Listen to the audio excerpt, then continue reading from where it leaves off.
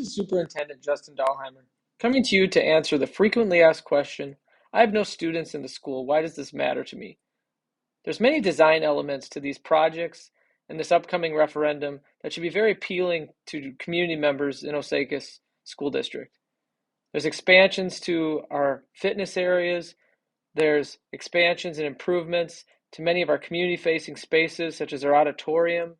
and our athletic complex, that would open our school up for more activities and more offerings that affect our community. Something as simple as being able to not leave our community to go walk somewhere during the winter. Our walking track that would be part of ballot question 1 would allow that to many of our citizens that like to do something active but also enjoy what's going on at the school at the same time. There's also some very important economic issues that would be compelling for you to look at the information and consider how they could affect you in the future. Those are a little more complicated, and I want to use the following slides to take you through them. The first sense of urgency that we should have as taxpayers is that school construction cost is up 28.3% just the last 2 years, which is quite a bit higher than what you've probably seen as a consumer, because school construction costs are limited to a handful of contractors and bidding processes that can add quite a bit of cost if there is a lot of different inflation at our contractors levels and our materials levels that play a role when we try to address the improvements that we are going to need to make in the future. So to be very cognizant of that inflation, we should be looking at what other communities have done in their projects and how it's impacted their particular budgets. And if you look at recently approved projects in communities around us, you can see that the projects that we are putting to our voters are coming in underneath what it would have cost to do this a few years ago. And I think that's important to consider the value that this referendum poses when you look at what we are trying to improve all at once and gain the efficiencies of doing that construction through our voter approved bonding. The other element is got to do with our tax base. And I've served multiple roles in the community. I've worked at the local bank. I'm currently on the board of the local bank. I've worked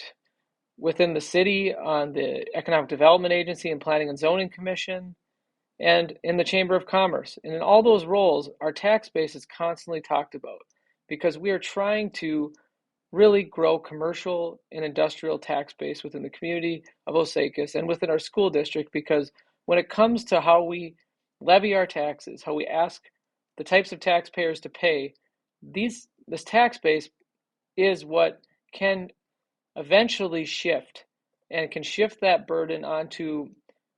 large commercial and industrial valued properties if we can seed that development by growing great business owners and attracting families into our community that would also own businesses or start businesses or eventually have such a vibrant workforce that a large company would like to work here. And the school is at the center of all that, and oftentimes the longest investing tool that we have in changing that tax base. So when you're looking at who's paying for these projects, you need to think of that in mind, that really this referendum is centralized on making our facility more useful to the community and attracting more people and attracting more investment and allowing us to teach more workforce specific skills that are valuable to employers who would like to invest in Osakis. And if you look at what voter approved bonding can do, is it does shift that tax burden by attracting state aid back into our community through the form of the Egg to School credit, and by empowering our seasoned rec and cabin owners to pay part of that tax burden as we reinvest in our school district facility. So this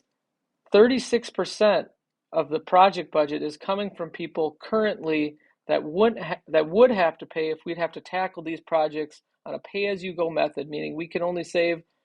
what we can in our operating budget and put forth in our fund balance to bring out and do these projects piecemeal, one by one, as we can afford them through that method. And what that does is it puts more of that burden on our residential taxpayers because we are a predominantly residential community. So it's something to really think about, the investment opportunity that we have to bring back aid and to help spread the burden across other property owners so that way we can make a long-term impact on shifting that tax burden to more businesses that employ more of our people, that involve sustainable economic growth in our community. The other element of this is the attraction of open enrollment and just what a boon it has been for our revenue. As you can see, 3.1 million of our general fund revenue is coming from our open enrollment. And that is considerably more than what we're actually putting on our local taxpayers. And for us to have a facility that attracts that type of wealth into our community, it is a very, very important thing for our business owners and for the future homeowners of this community, the reasons for people to buy homes here. They're oftentimes seeing our school district through being introduced by sending their student here, and possibly, like it happened with myself, they move back, buy a home in our school district, and grow their family here. And hopefully, if we do this correctly, they eventually start businesses that potentially employ people, that bring more people into our community. So this open enrollment is really the gateway to bringing wealth into our community, and our district has done very well at it. Now we'd like to take that to the next level and not only continue to draw, but to create more investment of these families into our community through the generations they experience our school. And by having high amounts of open enrollment, it allows us to operate incredibly efficient compared to other school districts. And as you're seeing here, we're among the most efficient in the area in terms of how much levy we put on our taxpayers per student that's enrolled in our school. So this referendum is about keeping that strength strong and moving to a future where we're not only using that to keep it efficient for our local taxpayers, but also, again, shifting that tax burden to continue to take it off the shoulders of our residential taxpayers who, for the most part, would feel most of the burden because of the amount of taxes they have to pay through that pay-as-you-go property tax base. And the way it keeps it more efficient in the future and keeps us on the path of staying among the lowest in levying annually on our taxpayers is it adds opportunities for future revenue and also reduce future expenses. And there's a list of items in here I'd just like to focus on. A lot of it is about creating more effective spaces and allowing us to create more partnerships. For example, there's many partnerships with businesses that come into schools to help us specifically train students for their workforce, and they will invest a lot of money in equipment and potential training opportunities, and they have in small communities our size, but we don't have the space to really leverage that partnership and take it to a level where it's going to possibly lead to another business in our community that employs a lot of people. If we could create more of that focus space, we could definitely unlock a lot of revenue that would come in and not be on the shoulders of our taxpayers. There's also many other things we can do with our facility, like rent to other groups or other school districts. For example, right now, with the ground being frozen and with still being practiced outside in certain communities with their football teams doing well, it's oftentimes they're looking for a place with turf that they can practice on safely as they get ready for their playoff stretch. Actually, this week we've had to actually send our football team over to Sauk Center to practice because our ground was not necessarily safe for them to be practicing on, and potentially would cause a needless injury. And to have to pay $200 an hour to another school district while we also have to bus our students there, that is an expense we'd like to reduce and possibly turn that into a revenue that we're providing for other schools to use.